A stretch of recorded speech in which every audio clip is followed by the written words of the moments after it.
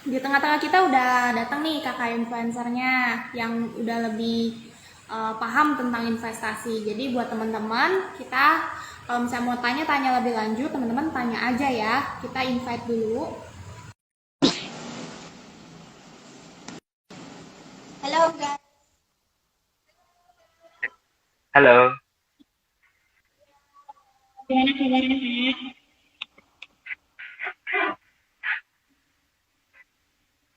apakah Baik audio di ini sudah sana? jelas? Jelas jelas.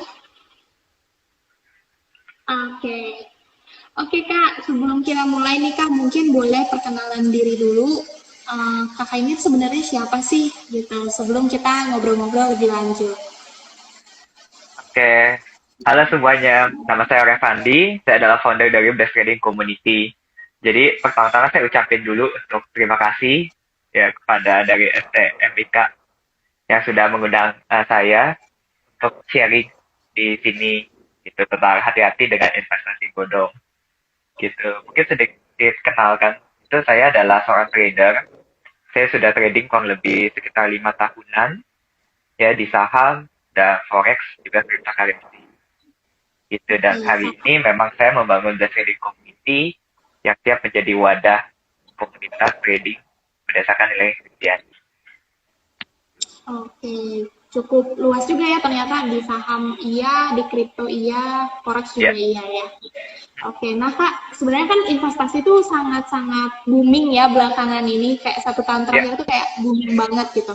Nah, tapi banyak juga sih kayak teman-temanku ini yang kayak belum ngerti investasi itu apa sih, terus kayak masih banyak yang males untuk tahu lebih lanjut tentang investasi. Nah, menurut kakak sendiri nih, investasi itu sebenarnya tuh apa sih yang mungkin lebih mudah dipahami oleh teman-teman yang mungkin belum pernah kenal sama yang namanya investasi? Nah, investasi itu pada dasarnya memang suatu bentuk aktiva. Ya, aktiva ini bisa berarti kayak kertas, kayak saham, surat berharga, atau surat hutang, dengan harapan suatu saat kita dapat keuntungan nih di masa depan, apapun bentuknya. Jadi kita membeli dan mengumpulkan sebuah aset untuk mendapatkan keuntungan di masa depan. Nah, hal lain itu tentang investasi juga bisa berarti menanam modal. Contoh, saya berinvestasi di F&B namanya toko donatku misalnya. Donatku misalnya ya. Jadi saya berarti mengeluarkan sejumlah uang untuk membangun bisnis donat dengan harapan suatu saat saya dapat untung dari bisnis ini. Oke. Nah, sebelum kita lanjut nih Kak, aku juga mau Ya, ingetin buat teman-teman audiens, Live Me Talk kali ini, kalau kita hari ini ada giveaway. Giveaway-nya berupa saldo, OVO, GoPay, ataupun Shopee Pay.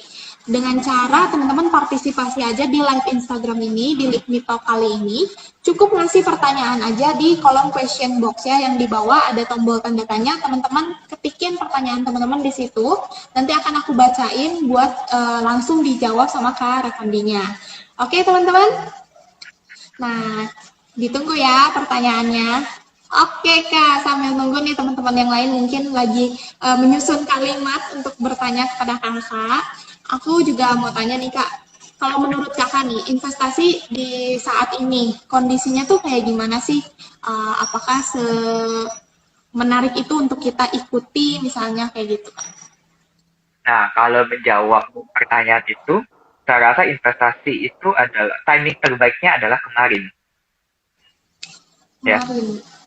maksudnya apa kalimat ini? Jadi selalu akan menjadi apa ya kesempatan terbaik itu ketika kita mulai berinvestasi. Tidak ada kata timing terbaik gitu. Karena timing terbaik untuk satu aset pasti berbeda dengan yang lain. Misalnya minggu ini IHSG sudah naik dengan kencang, pasar saham Indonesia naik dengan baik gitu. Tapi belum tentu untuk saham Amerika. Mungkin cryptocurrency lagi naik, tapi emas lagi turun. Jadi kalau ditanya kapan waktu yang terbaik ya setiap ya kalau bisa mulai sekarang itu adalah sekarang. Atau waktu terbaik adalah kemarin-kemarin, waktu yang sudah berlalu. Jadi memang investasi itu harus dimulai gitu karena tanpa adanya investasi kita juga kesulitan gitu untuk mendapatkan apa ya keuangan yang lebih baik lagi di masa depan. Oke, oke. Jadi sebenarnya semakin kita cepat untuk memulai investasi itu semakin bagus ya untuk Ya, peluang kita ke depannya gitu ya. ya. Oke, oke.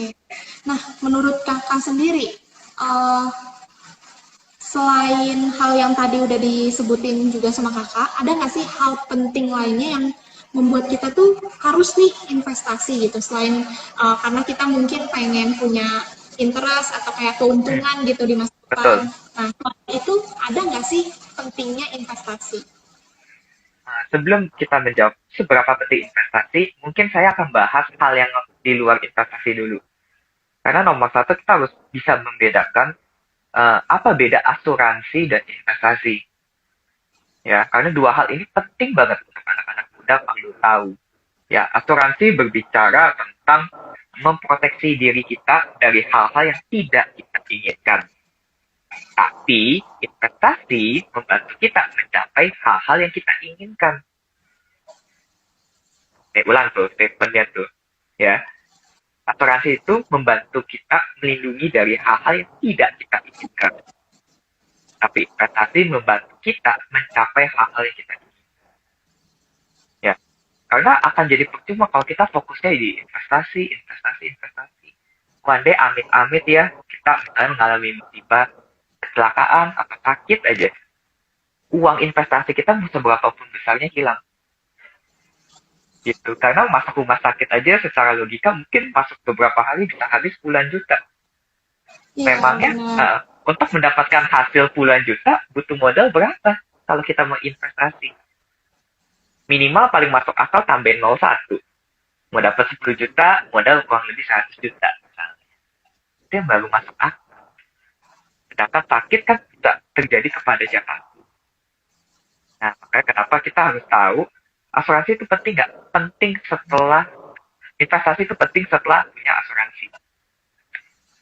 Jadi fokusnya asuransi dulu, baru bisa kita melakukan investasi. Jadi fondasi kita harus aman dulu ya Kak. Betul. Baru punya uang untuk spare lebih untuk kita investasi. Ya, Sih. Banyak juga ya yang kayak misalnya dia belum siap sebenarnya secara keuangan, tapi udah mau investasi aja, tahu-tahu rugi malah jadi nggak ada uang pegangan gitu ya kayak. malah tak panik lagi. Kalau bahasa anak-anak kan katanya kena mental ya. Iya benar-benar kena mental ya, benar-benar. Nah ini ada satu pertanyaan yang udah masuk juga. Untuk pemula better investasi atau trading? Nah menurut Nah, kakak gimana nih? kalau untuk pemula, better investasi dulu. Kenapa? Karena trading itu lebih penuh risiko.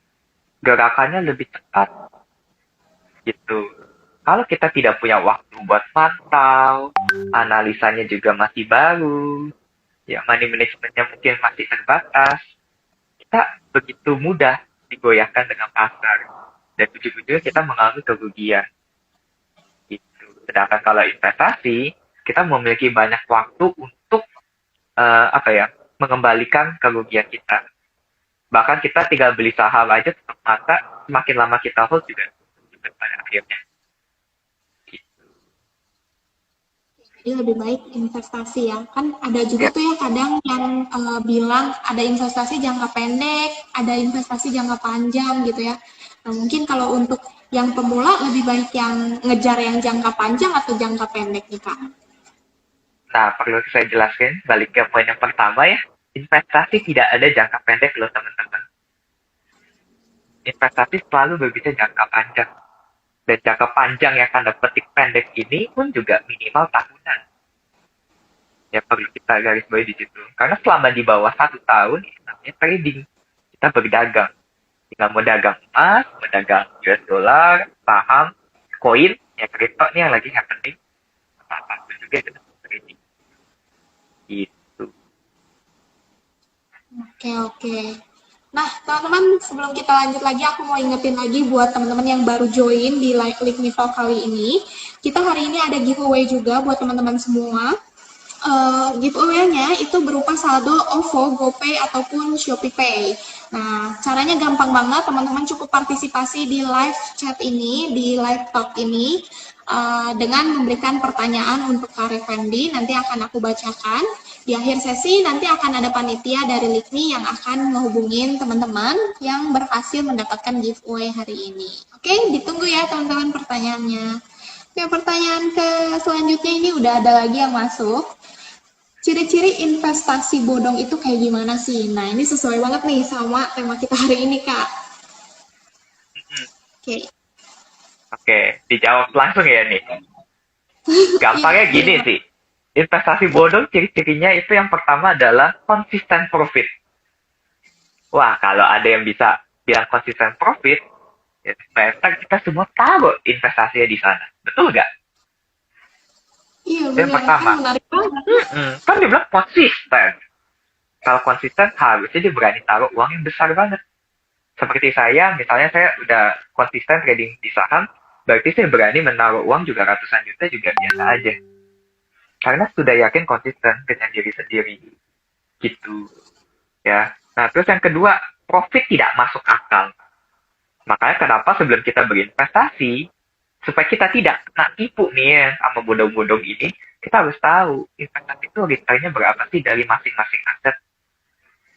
Misal kayak deposito kurang lebih 3-4% per tahun. Kalau ada yang nawarin, wah, Kak, saya tawarin nih, 1% Kak, per hari Kak. Bagus nggak Kak ini investasinya? Bodoh nggak? Coba kalau kita pikir-pikir ya, 1% per hari, sebulan bisa berapa persen? 30 ya berarti kalau dikali. Benar nggak sih cara Iya, hitungnya? betul. Anggap weekend libur deh. Ya, 20% sebulan, betul ya? Anggap weekend libur. 20% sebulan masuk akal nggak sih? Investasi di mana lagi 20% sebulan? Iya, kayaknya Apalagi gede banget itu, Pak. terlalu besar. Berarti 5 bulan aja uang kita naik dong 2 kali lipat. Dalam 5 bulan. Iya, 5 kali 20%, 100%. Taruh uang 10 juta, jadi 20 juta. Masuk akal? kayaknya enggak ya. Agak beresiko juga ya. Bukan agak beresiko, pasti sangat. Oh, Nah, iya. Karena kalau udah seperti itu, semua orang pasti kaya dong. Uang kali 2, kali 2, kali 2, kali 2. Yang ketiga, kalau udah ada yang seperti itu nih, robot trading misalnya nih yang lagi happening, yang lagi terkenal. Ya, Ya, kenapa masih nyari orang lain? Betul gak? Coba kita ngutang bank aja. Minta orang tua uang. Udah kita taruh aja di situ semuanya. Kan robotnya katanya konsisten cuan. Ya kan? Sebulan bisa mungkin 20%. Ya udah. Bahkan sampai ngutang bank harusnya berani. iya. Kok dia mencari butuh FLM ya? Kenapa dia harus mencari orang lain? Aneh nggak? Aneh. Jadi profitnya dari MLM atau dari tradingnya? Pasti sangat seperti itu. Iya, benar-benar. Sebenarnya agak Semoga menjawab juga ya. Iya, benar. Semoga menjawab ya. Jennifer ya. Iya. Semoga menjawab. Nah, ini juga ada pertanyaan yang mungkin nyambung sama penjelasan kakak tadi. Saat ini kan booming trading ya, robot trading nih. Tadi kakak juga sempat. Ya. Apakah itu tuh investasinya, apakah investasi di robot trading itu sebenarnya oke atau enggak? Sama aku juga penasaran sih sebenarnya robot trading itu kayak gimana sih, Kak?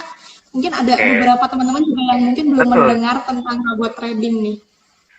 Saya jelasin dulu dari robot trading yang pengertiannya apa. Robot trading itu jadi algoritma yang disesuaikan dengan isi kepala si trader. Jadi misal saya sudah trading, udah cukup konsisten. Kemudian ada orang IT yang membuat algoritmanya supaya trading dengan otak seperti Refandi. Cuma bedanya robot itu kan tidak punya perasaan. Ya, jadi tradingnya pasti lebih konsisten daripada manusia. Ya, kadang saya pun bisa lelah, saya bisa capek, saya bisa lagi sedih, saya bisa lagi terlalu happy. Jadi analisanya asal aja, bisa kan? Nah, itu yang membuat kita juga rugi. Sedangkan robot trading punya keunggulan di situ, harusnya. Tapi yang menjadi masalah, kalau ada robot trading yang bisa konsisten profit, pertanyaan berikutnya, kenapa dia masih membutuhkan orang lain?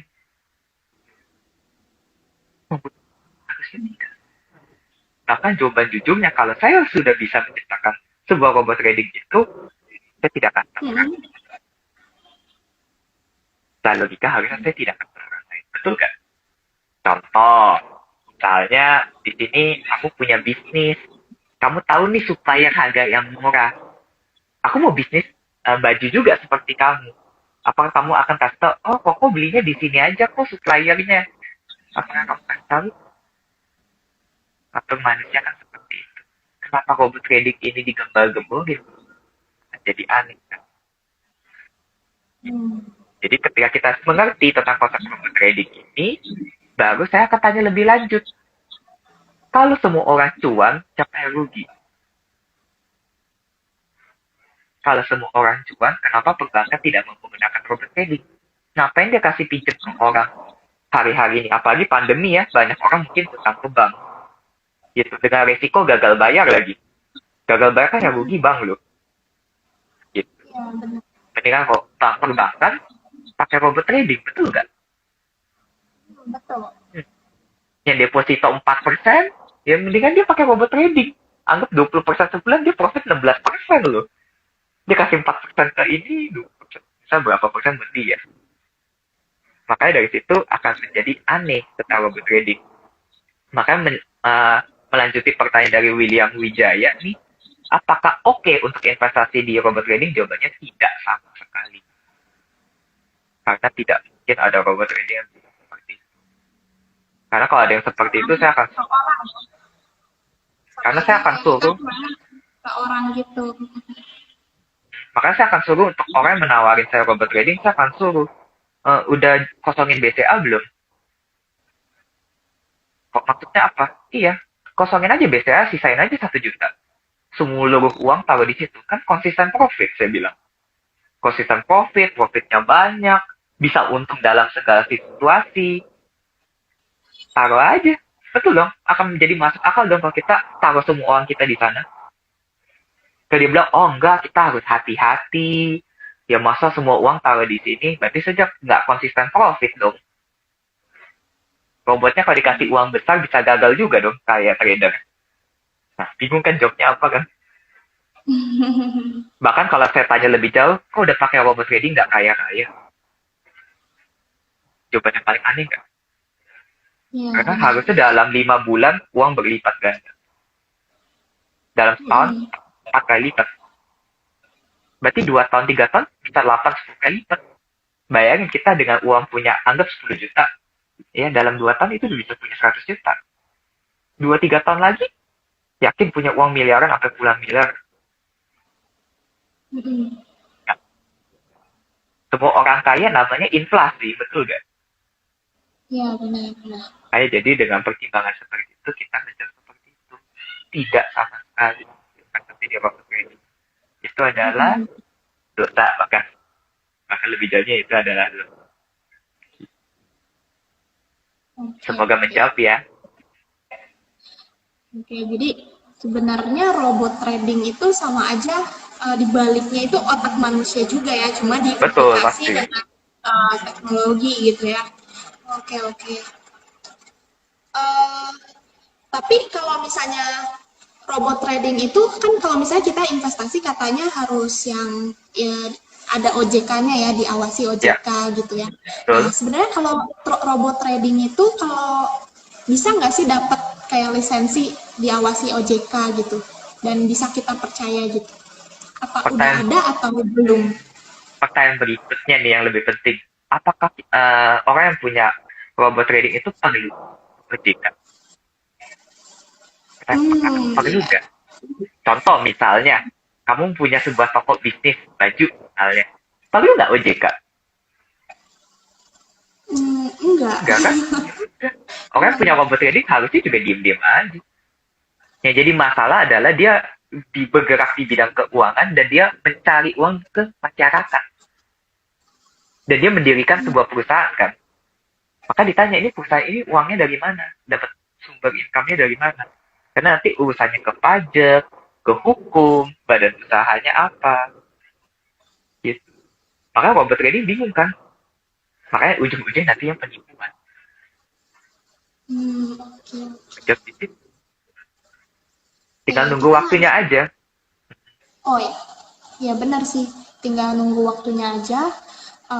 nanti pasti mulai nih ada nih yang kena, Korban. ada korban-korbannya ya. Nah, ada pertanyaan lagi nih Kak yang masuk. Bagaimana Ya, cara memprediksi supaya investasi yang kita bangun itu tidak mengalami underpricing, terutama di masa pandemi seperti sekarang? Mungkin tips oke. and trick sederhananya dulu gitu ya. Oke. Nah, kalau bilangnya underpricing, berarti setidaknya kita tahu apa yang kita tanyakan. Berarti kita sebagai investor harus tahu harga sekarang berapa, harga murahnya di berapa, harga mahalnya di berapa. PR kita sebagai investor adalah melihat semua angka itu dan menghitung dari laporan keuangannya. Tuh. Dan ini memang sangat panjang sekali sih topiknya kalau untuk menjawab ini sih. Gitu. Cuma setidaknya kamu harus tahu. Misalnya harga sebuah aset investasi ini murah atau underprice gimana, karena kamu harus tahu harga normalnya berapa, harga idealnya berapa, harga mahalnya berapa, sehingga kita bisa tahu, oh ini